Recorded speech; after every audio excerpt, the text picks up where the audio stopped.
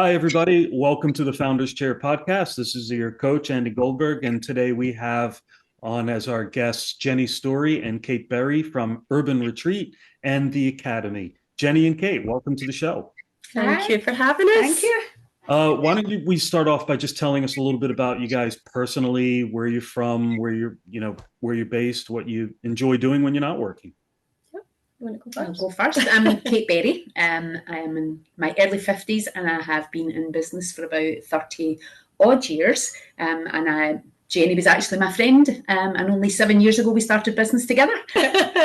So I'm Jenny. I am 43 this year and I have been in business now for 18 years within my industry. So owning my own business around 18 years. And again, Kate and I met under different circumstances and then came into partnership with each other. So our backgrounds are totally different. Our business backgrounds are totally different. I was never in beauty at all. So it's only through having a friendship with Jenny that we're now in business together, which is a kind of weird one. Okay, so I might want to dig into that a little bit later on in the conversation because that's quite interesting. But friends going into business together, did you have to have any? We didn't start off as a friendship. No. It started off I am the beauty side of the business. I was trained as a beauty therapist, left school at 16, did beauty at college, worked in spas, salons, etc. Then opened my own business, Urban Retreat, from just my house. And Kate was one of my clients to start with. Oh, okay. I then went back to university when my kids were both at school and did my teaching degree. And when I had completed that, that's when I started thinking about training and the salon side. And Kate was in the corporate world, and that's when discussions started happening about a partnership. And at what point did you feel you had the confidence to run your own business? Or at what point did you decide, hey, I can do this? When we met each other, because none of us probably had that before. You know, Jenny had such a knowledge and experience in the beauty industry, but just didn't have the confidence from the business side. She'd ran her own business. I ran my own home. business at home, but it's very different having that to having a huge premises with a team full of people. The reason why I went into business at home was for a better work-life balance around my children, because from this industry years ago, there wasn't that flexibility, whereas now times have changed and there is much more flexibility. Yeah. But yeah, from the actual perspective of growth, that's where we decided to the partnership. Sure. Yeah. But I get a lot of business owners don't get that work-life balance. Surely you must have been thinking that in am I going to be the one working the long hours and weekends? And I was, but I was happy and I could condense it into days that suited me around childcare as well. So I was still bringing in a good source of income, but I was flexible in how I worked my own diary, even though it was long working days. Okay. Well, tell us a little bit about your businesses. Okay, so we've got two businesses. So one side of the business is the Academy. So as Jenny says, she went back to uni to get her degree in teaching. So she struggled for years on the quality of teaching that was in the beauty industry. You know, a lot of people self-taught, watching videos and then just going out into the industry and thinking that they could, train everyone without It's a very qualifications. unregulated industry, and legislations are changing just now, which is good. But up until now, it's very unregulated, and that's where we wanted to stand at the forefront. So Jenny was very passionate about that. As I say, I came into this business thinking I would be here for about 6 months or a year, just going to help you set it up. Because my background was management consultancy, working for businesses, a bit of the kind of corporate financial world. So I thought, well, I know how to set up a business. I know how to put things in place, accounts and do that kind of thing. So I thought I'll just help set it up and then I'll just kind of go off and do something else. And Jenny then will just run it. But I'm here 7 years later because I love it, because we've just got a passion for what we do and a great team of people around us. The team that we've built over the last 7 years is amazing. So. And and the two of you have brought different skills, different backgrounds. Yeah, we're very different in what our goals and within the businesses. Which sounds to me like it must be a much stronger team than if you were both the same. Yeah, absolutely. In perception of the world, right? None of us would be doing this without each other. Yeah, we say that all the time. If one wasn't here, the other just wouldn't enjoy it. It just wouldn't be the same. So tell us about the business itself. What do you do? Who are your target audience and what are your services? So Urban Retreat was what started within my house, and then it's like the salon, beauty, hair, nails, aesthetics, holistics. We've just grown it to a bigger scale within here. So we've got 15 members of staff now. We've got 2 managers which run the salon now, and it is pretty much self-sufficient these days. We are very much active roles within the building, but we do our own stuff behind the scenes now, working on the business rather than in the business. And we're more focused on the academy side of things. Yeah, so it's a big business. So we've got a 3,500 square foot premises. About a third of that's the academy, which is our large training room, and the rest of the building is all rooms with beauty therapy, nail technicians, all that kind of stuff. We actually rent some of the space out to other professions like acupuncture, physios. So we have what we love to call ourselves a wellness centre. We now have a wellness cafe within the building. Yeah, we've just launched another business this year. It just added another business into the mix that we just forgot about there. And tell us about that. So a friend of ours has been in the hospitality industry for many years, and unfortunately last year our business suffered a really bad fire and it wiped out our premises for 6 months. So we were hiring spaces for 6 months and doing pop-ups, but it gave us a real moment of looking at how we can alter the business to make it better when we come back and make it different, so we come back with a bang. So a cafe was something that I always spoke about. I was going to say, Jenny always had in the back of her mind, we should have an urban cafe somewhere. And I kept going, yeah, but there was never the space or the facilities here to do it.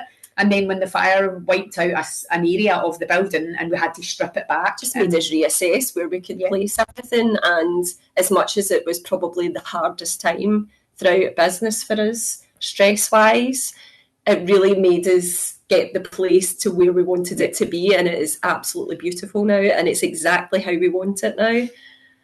So you really, without wanting to resort to the cliche, you really took a catastrophe and turned it into an opportunity to get better and do what you... As people, we're very like that. We're very much woo-woo. We're into law of attraction. We're into trying to flip your mindset. So like COVID, many things that have happened within the business, we've made it a point in time to not dwell on what's going on and look at where we can go post this and how we can utilise that time.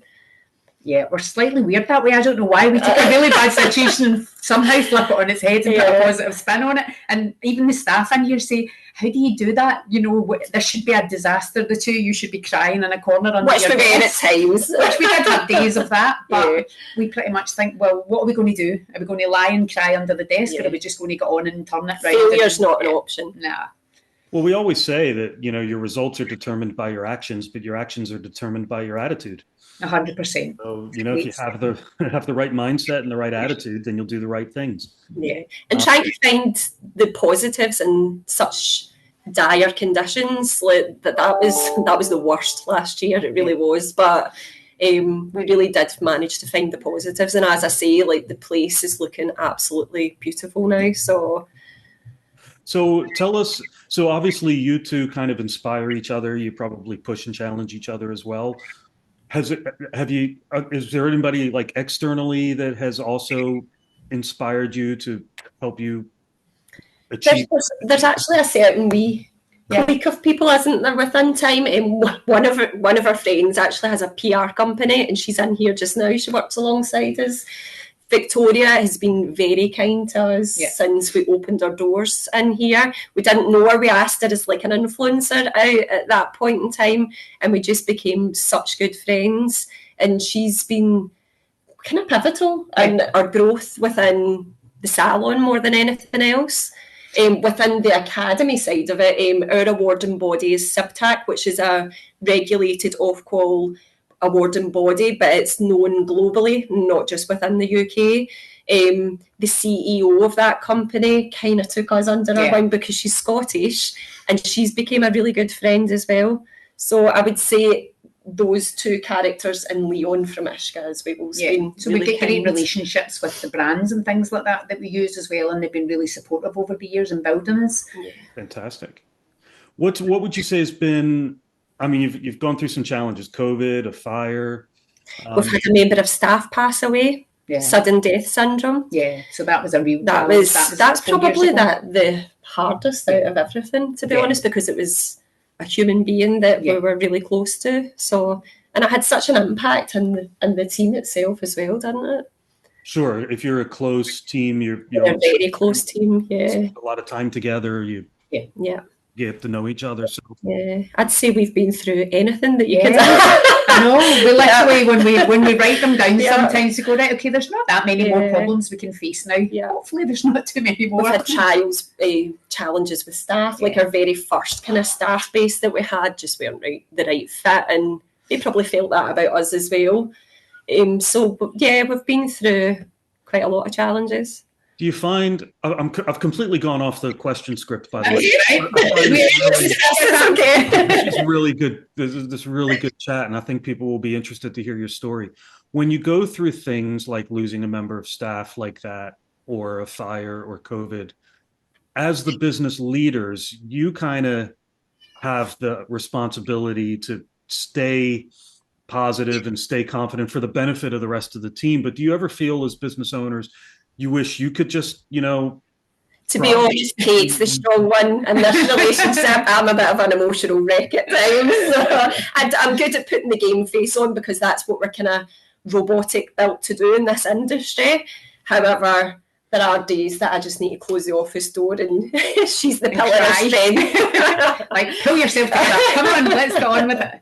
It's like you've got to bring the positive energy in, but sometimes you don't want to. Like we all just sometimes, why do I have to be positive all the time? Why can't I? We're always so grateful for each other, because there's a lot of business owners out there on their own. So they don't have someone to pull them up on days when they're really tough. They maybe have to rely on a husband, there's a family member. Days that we come in and one of us is like, I've only got 10% today, and it's like, right, I've got the 90. Yeah. We're fine. We just pull each other up, because you have to. Well, but look, to be fair though, I speak to a lot of business owners who tell me that they wish they didn't have a business partner. Oh, wow. Okay. No, I would never say that. No. You just have to have the right business partner, I guess, and the right rules of the game and the right responsibilities allocated and everything. You bring different things to the business, and I think that's what's important, is they complement each other rather than conflict.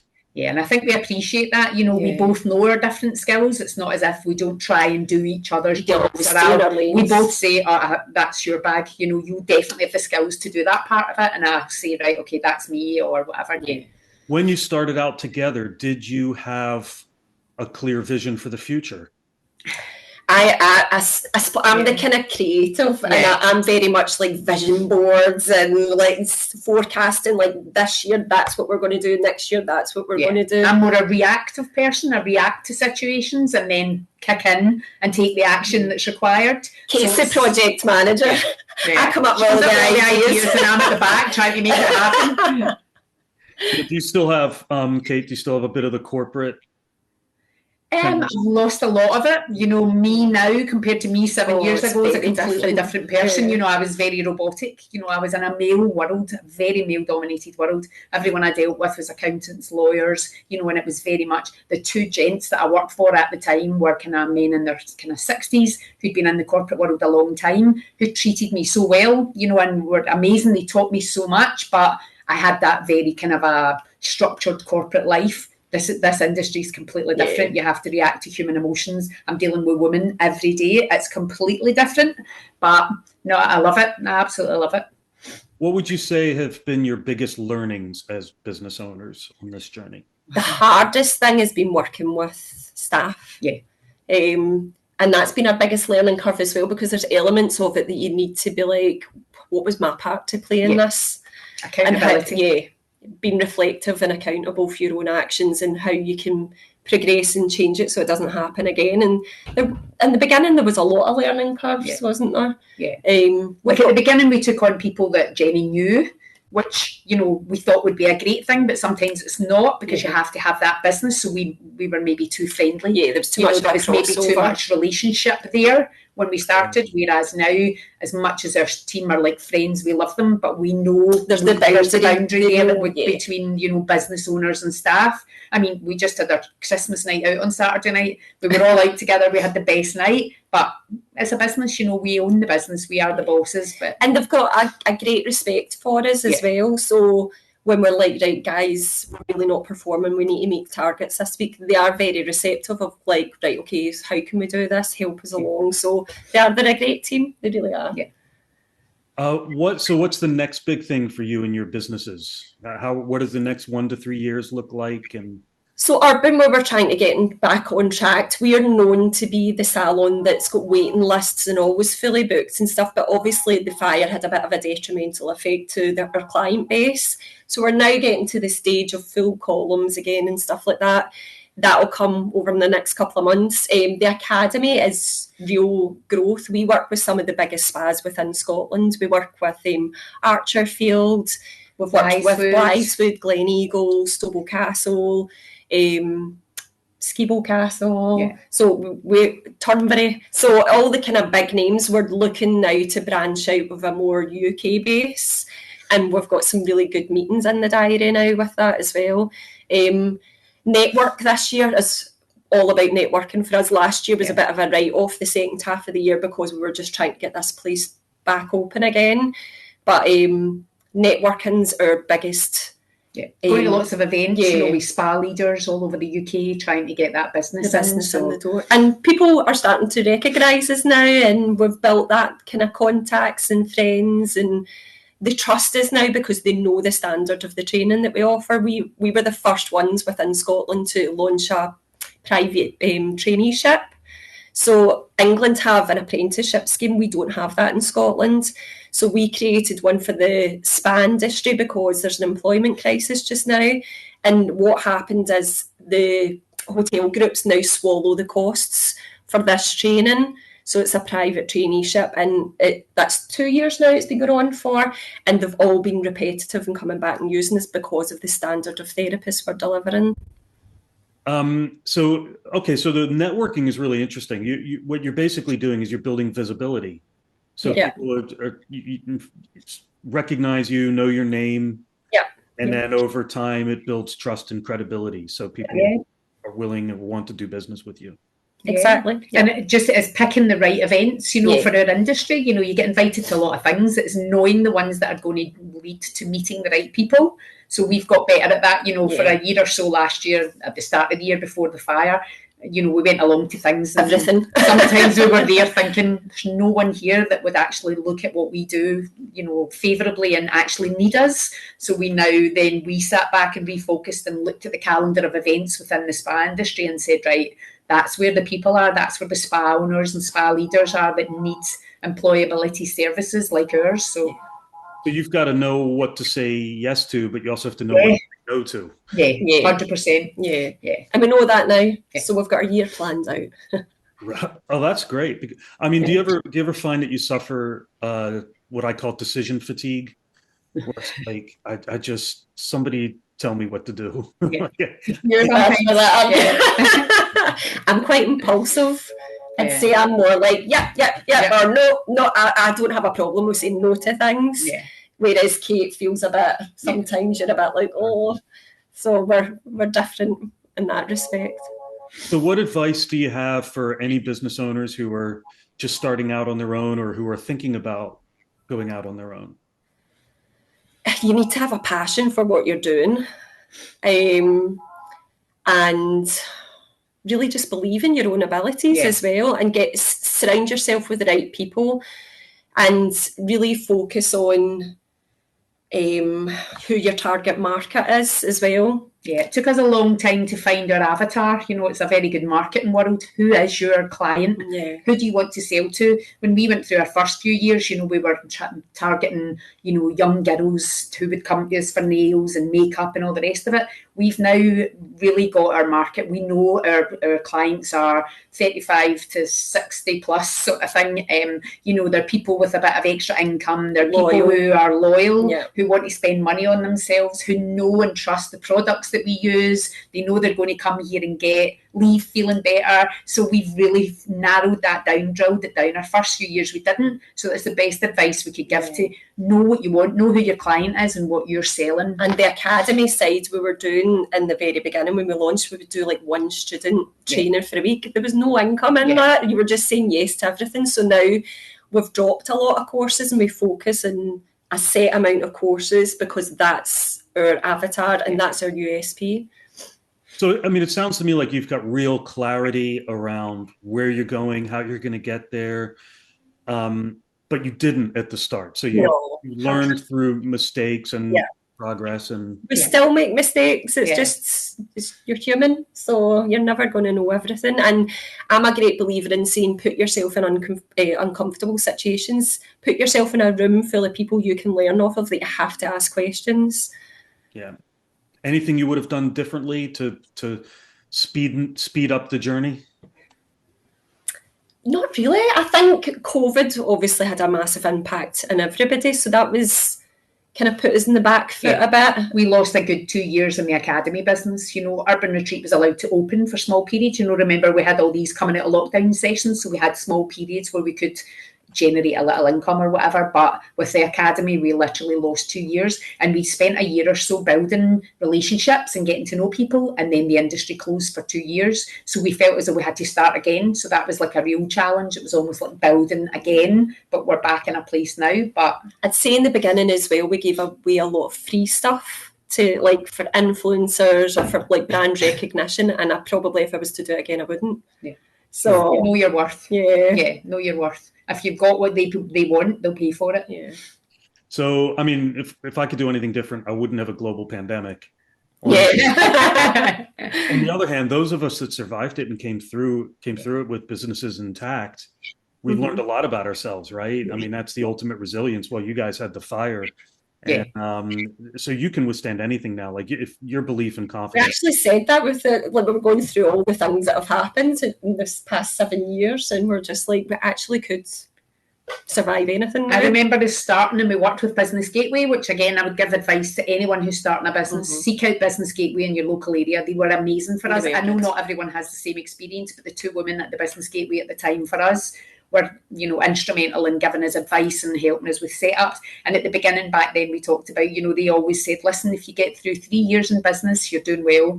And every year that we pass, we do another birthday and another. We have an annual birthday party now, round about the kind of last week in November, first week in December from when we started. We invite all our clients in, we put out the Prosecco, you know, we make it a big party every year. And we can't believe this is coming up on our 8th in December. But, you know, it is tough, but if you can get by those first couple of years. I think it's 5 years now, they say, isn't it? Yeah, they say 5 years in business, you're doing well, but... Yeah, I would second that, because I was a Business Gateway customer when I first started out and went on some of their courses, and you don't, there is no real training for business owners, is there? No, there isn't. You need a degree. You No. do it. Now you have to watch guys like Gary Vee or Stephen Bartlett, or, you know, now people are absorbed in the Instagram world of these guys, but they just look at them and think, oh my God, he's made it, he's got millions in the bank. But, you know, they forget that struggle at the bottom. Stephen Bartlett had to do something from the beginning, sort of thing. That's the problem with social media as well. It's a great tool for marketing, but people think that we're smashing it, but we're like that underwater sometimes, you know. It's just... the grass isn't always green. The times I've heard, oh, Q must be loaded. You know, I'm like, I wish. Well, but it's nice, you know, you could put that impression out there, right? Whether you are or you aren't. Yeah, it's hard work. We still take a small wage out of business. You know, we're waiting for the big dividend day, but you know, most months you're just literally, by the time you've paid everyone else, you're like, right, okay, I'll maybe get a bit of a wage this month. So it's that perception that because you own a business, you know, you've got a lot of money and an easy life. It's hard. Hence these conversations, right? And like I said at the start, this is what people want to hear, is this is real stories, real people, and real challenges, because where there's people, there's problems. Like you said earlier, you know, managing staff you're like leading a family of 15 people, right? So you see that? We feel like the mums. We are the kind of older ones in the group. We feel like the mums of the group sometimes. Just before we start to wrap up, do you want to put the contact details out there? I mean, I'll put them all in the comments, but the URL or how people can find out more about you? Yeah, so our Instagrams are Urban Retreat Scotland and the Academy Scotland. Yeah. And our URL is www.the-academy.co.uk, and the Urban Retreat one is urbanretreatcumbernauld.co.uk. Fantastic. Well, Kate Berry and Jenny Story from Urban Retreat and the Academy. Thanks so much for being on the Thank Founders. you for having us. That was good Thank fun. you. Really appreciate you being on the show. Thanks very much to all our viewers as well. Keep an eye out for more podcasts, but this one will be going live hopefully in the next few days. And thanks again for being on the show. Thanks so for having much. us. Bye-bye. Bye.